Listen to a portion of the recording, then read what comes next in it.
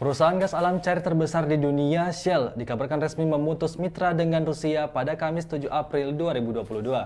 Hengkangnya Shell sebagai konsumen minyak negara, pimpinan Vladimir Putin telah membuat nilai aset perusahaan menjadi turun drastis. Melansir data Reuters, aset Shell diperkirakan anjlok hingga perusahaan merugi 5 miliar dolar Amerika Serikat, atau setara dengan 71,8 triliun rupiah, dengan satuan USD 14.000 rupiah. Angka ini jauh lebih tinggi dari perkiraan sebelumnya yang hanya sebesar 3,4 miliar dolar Amerika Serikat. Juru bicara Shell menyebut adanya peningkatan kerugian tersebut kemungkinan besar disebabkan karena beberapa faktor.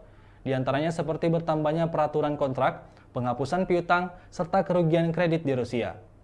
Bahkan akibat keputusan ini, harga patokan gas cair Shell di kuartal pertama tahun 2022 melonjak drastis hingga 100 dolar Amerika Serikat per barel.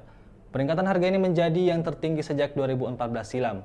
Adanya peningkatan harga tersebutlah yang kemudian mempengaruhi penurunan pada penjualan bahan bakar Shell dari yang sebelumnya 4,45 juta barel per hari, anjlok menjadi 4,3 juta barel per hari. Meski mengalami penurunan penjualan pada kuartal pertama, namun juru bicara Shell menyebut jika hal ini tidak akan memengaruhi pendapatan perusahaan. Pihaknya juga menambah meski keluarnya Shell dari proyek migas Rusia memukul pendapatan perusahaan, namun perwakilan Shell menyebut bagi Rusia atas invasinya ke Ukraina dalam beberapa bulan terakhir.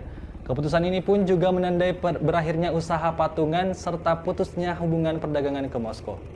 Terima kasih sudah nonton. Jangan lupa like, subscribe, dan share ya.